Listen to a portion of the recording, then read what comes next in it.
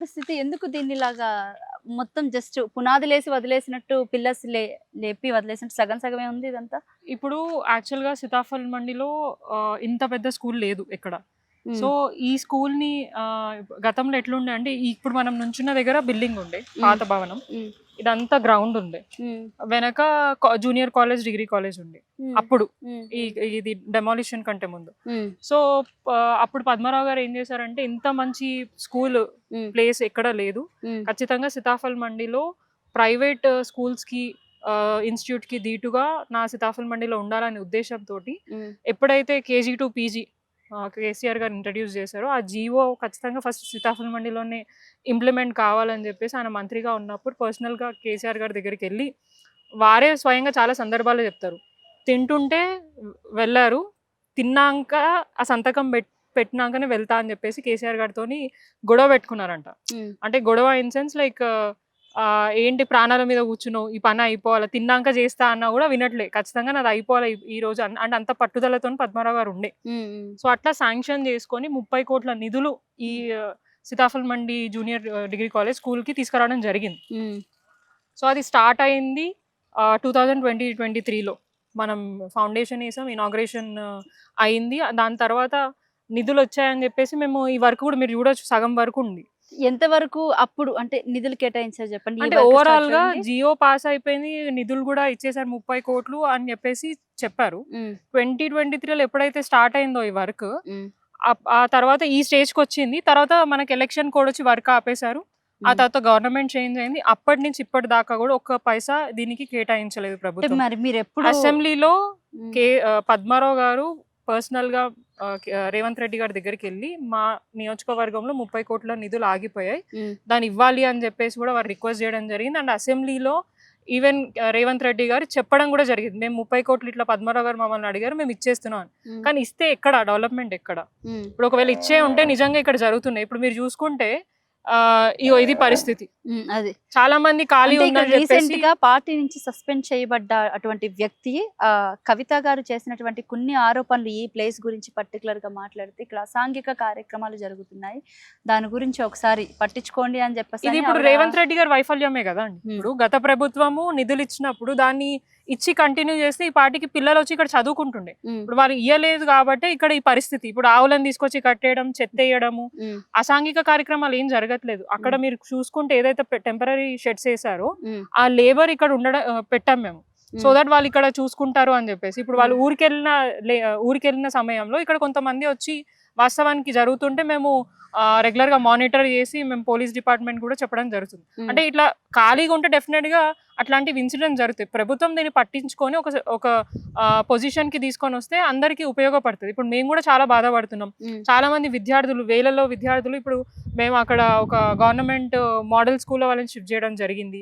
ఇక్కడున్న డిగ్రీ కాలేజ్‌ని విద్యానగర్‌లో ఉన్న government degree కాలేజ్‌లోకి shift చేయడం జరిగింది. ఇక్కడున్న జూనియర్ కాలేజ్ వాళ్ళని ఒక కమ్యూనిటీ హాల్‌ని బేస్ చేసుకొని వాళ్ళకి పార్టిషన్ చేసి, వాళ్ళకొక ఇన్‌స్టిట్యూట్ లాగా ఏర్పాటు చేసి, అక్కడ గూడా వాళ్ళు ఇబ్బంది పడుతున్నారు. ఇవన్నీ ఇక్కడున్న ప్రాంత ప్రజలు ఇబ్బంది పడుతున్నారు.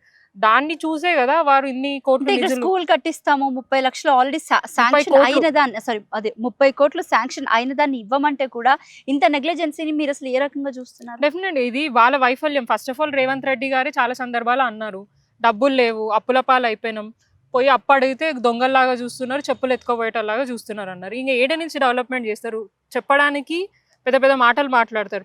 పీఆర్ స్టంట్లు విపరీతంగా చేస్తారు. హ్మ్. రియాలిటీ ఏమో ఇది. మీరు చూసుకుంటే రియాలిటీ ఇది. హ్మ్. హ్మ్. మీరెక్కడ చూసుకున్నా డెవలప్‌మెంట్ ఇదే జరుగుతది. 2023లో ఎప్పుడు శాంక్షన్ అయిందండి ఇది? సెప్టెంబర్‌లో. అంటే ఇది గతంలో ఎప్పుడో శాంక్షన్ అయింది. హ్మ్. దాన్ని నిధులు తీసుకొనొచ్చి ప్రారంభించడం, ఫౌండేషన్ ఏసింది మాత్రం సెప్టెంబర్ 2023లో. 2023 ఇంకా డిసెంబర్‌లో ఎలక్షన్స్ రావడం. ఎలక్షన్స్ వచ్చి. జస్ట్ ఈ పిల్లర్స్ అదే ఈ ఇవి వేశారు. దాని తర్వాత ఇంకా ఎలక్షన్ కోడ్ వచ్చి వర్క్ ఆగిపోయింది. వర్క్ ఇప్పుడు ఆగిపోయింది ఇంకా. కాంట్రాక్టర్‌కి డబ్బులు ఇయ్యకపోతే ఆయన ఎక్కడి నుంచి చేస్తారు? అవును. ఇప్పుడు ప్రభుత్వమే గదా! పట్టించుకొని ఇవ్వాలి. ఇప్పుడు హ్మ్. హ్మ్. ఇప్పుడు వాడు చేసిన డెవలప్‌మెంట్ ఏదైనా మీరు చూడండి. హ్మ్. ఎర్రమంజిల్‌లో government college government school inauguration చేశారు. హ్మ్. హ్మ్. ఇప్పుడు 2 ఏండ్లు అయిపోయిందా అది? హ్మ్. అది గత ప్రభుత్వంలో కేసీఆర్ గారు ప్రారంభించింది. వారి హయాంలో అది ఒక అంటే అయిపోయింది కాబట్టి వాళ్ళు ఇనాగ్రేషన్ చేయడానికి అవకాశం ఉంది. హ్మ్. ఇది ఎలక్షన్స్‌కి ముందు స్టార్ట్ అయింది. హ్మ్. అది కొంచెం వాళ్ళు ఆలోచించి కొద్దిగా మాకు సహకరించుంటే ఇప్పుడు చాలా మంది పిల్లలు చదువుకుంటుండే ఎటువంటి ఇబ్బందులు లేకుండా. ఇప్పుడు వాళ్ళని ఆ స్కూళ్ళలో ఇక్కడ ఇక్కడ పెడితే అక్కడ ఉన్న పిల్లలు ఇబ్బంది పడుతున్నారు. నాకు కూడా చాలా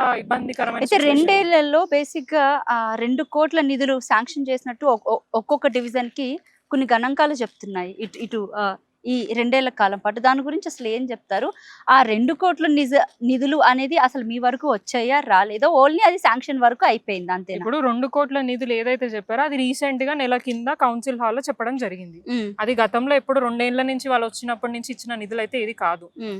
వారు ఏమంటారు, గతంలో ఎప్పుడు కూడా కార్పొరేటర్లకు నిధులు ఇవ్వలేదు అంటారు. నిధులు లేకపోతేనే మేము ఇన్ని కోట్ల పనులు చేసుకోగలిగినాం. హ్మ్. నువ్వు నిధులు ఇస్తే కేవలం నేను మీరు ఇచ్చిన 2 కోట్లలో కోటి కార్పొరేటర్ కి కోటి మున్సిపల్ మన ఎవరు ఇన్ఛార్జ్ మంత్రికి అని అన్నారు. హ్మ్. సో ఆ కోటి రూపాయలు నేను 2 సీసీ రోడ్లు వర్కులు పెడితే హ్మ్. 40 లక్షలు ఒక సీసీ రోడ్ కి అయిపోతుంది. నేను పూర్తిగా డెవలప్మెంట్ చేయడానికి కూడా అవకాశం లేదు. ఇస్తే నిధులు 5 కోట్ల దాకా ఇవ్వాలి. హ్మ్.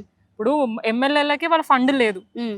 మాకేదో ఇప్పుడు ఏదో ఎలక్షన్లు వస్తున్నాయి కాబట్టి ఎలక్షన్ ని బేస్ చేసుకొని హ్మ్. వారు ఇప్పుడు ఓట్లు అడగడానికి ప్రజలలోకి వెళ్తారు కాబట్టి అక్కడ చెప్పే పరిస్థితి, అంటే ఏం అడిగి వాళ్ళు ఓట్లు అడుగుతారు, హ్మ్. తీసుకుంటారు. హ్మ్. సో ఏం చేసిరు, మీకు ఎందుకు ఓటేయాలంటే నియోజకవర్గానికి డివిజన్ కి డెవలప్ చేయడానికి 2 కోట్లు నిధులు ఇచ్చినా అని చెప్పుకోవడానికి మాత్రమే గానీ హ్మ్. వాస్తవానికి ఇప్పుడు దాకా 2 కోట్లు మాకు వచ్చింది లేవు. హ్మ్. మేము ఇప్పుడు ఆల్రెడీ సబ్మిట్ చేసేసాం. హ్మ్. ఇప్పుడు దాకా ఎందుకు, గతంలో చాలా ప్రపోజల్స్ మేము ఇచ్చాము. హ్మ్. వాటికి ఏమంటారు ఫైల్స్ రెడీ అయి ఉన్నాయి. హ్మ్. ఆ ఫైల్స్ కి వాళ్ళు అమౌంట్ ఇచ్చేసి వాటికి గ్రౌండెడ్ అయి ఉంటాయి. హ్మ్. కానీ టైం పాస్ చేసుకుంటా హ్మ్. జోనల్ కమిషనర్ గారి దగ్గరికి వెళ్తేనేమో ఇంకా మా దగ్గర డబ్బులు రాలేదంటారు. హ్మ్. మా ఎమ్మెల్యే గారు మంత్రి గారికి ఫోన్ చేశానన్నా డబ్బులు ఏడున్నాయన్నా వస్తే టైం పడితే మీరైతే వర్క్స్ పెట్టండి అని అంటారు. హ్మ్. అంటే పూర్తిగా వారికి అవగాహన లేదు. కేవలం ఎలక్షన్ల గురించి వాళ్ళ అవసరాల గురించి ప్రజలలో ఏదో చెప్పుకోవడానికి మాత్రమే చేస్తున్నారు తప్ప హ్మ్. నిజంగా ప్రజలని దృష్టిలో పెట్టుకొని వారు ఏదైనా డెవలప్మెంట్ చేయాలన్న ఇంటెన్షన్ మాత్రం లేదు వాళ్ళకి.